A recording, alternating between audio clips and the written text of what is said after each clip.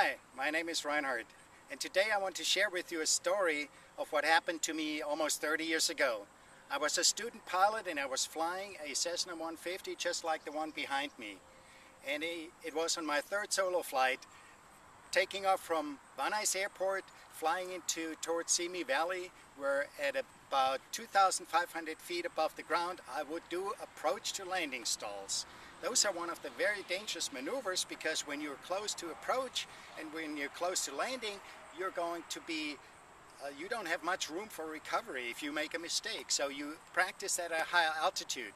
So I was over Simi Valley at 2,500 feet, informed the tower at Burbank. I said, Burbank, approach, Cessna 150 Golf Sierra. I'm doing approach to landing stall practice over Simi Valley at 2,500 feet.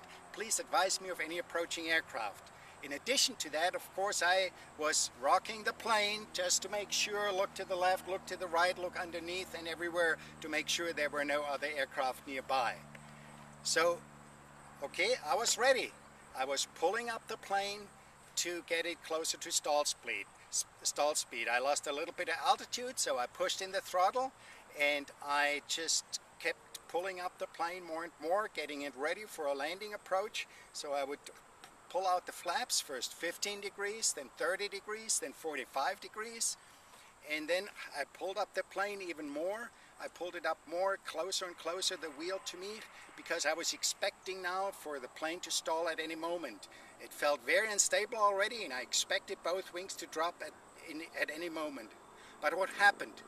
The left wing drops, but not the right wing, or it drops before the right wing drops. And I get into what is called an inadvertent spin. I didn't plan on this. And I had no clue on how to get out of it. I had only 12 hours of flight behind me, only my third solo flight. So I was shocked, as you can imagine. My heart sank, and I thought these were going to be the last few seconds of my life. But then I thought maybe something can be done. I pulled the throttle immediately to not accelerate the plane with the engine anymore, and then I was pulling in the flaps to not bend or break the flaps anymore, because what happened, I saw the earth turning like a disc in front of me, and the altimeter was going like this, showing the very rapid descent of that airplane. And also the airspeed, as I said, went way above what it should have been with the flaps out. So I was going down and I tried everything with the controls. There's nothing that I knew of to do as to how to recover from this. I had no idea. So I was thinking, shall I call Burbank Tower? No, there was no time. This was a matter of life and death that had to be resolved in the next few seconds.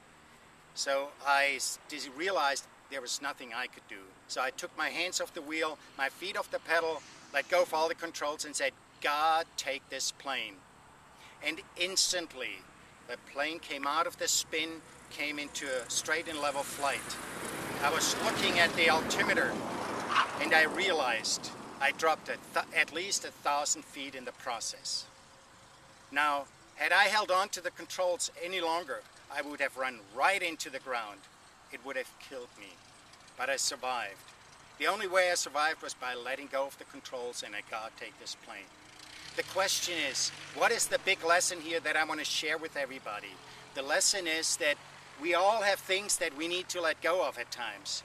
Is there something in your life that you need to let go of? Some fears, some worries, some frustrations, some anger, some bitterness, not forgiving anybody, some shame, or whatever it is that is holding you back and is keeping you down. Whatever it is, think of it and think about letting go of it. And if you have thought about letting go of it, but you haven't, think about why haven't you let go of it? Or why you're not letting go of it? Think about it. Ask your friends and be brutally honest with yourself. Because the only way you can get out of a situation where you're trying to hold on to the controls, or any situation that's holding you back and is holding you down, you need to let go. And then, after that, you will experience a great liberating experience that comes with the joy of not being held back anymore by whatever it is that is holding you back. I hope this is helpful, my friend. Take care.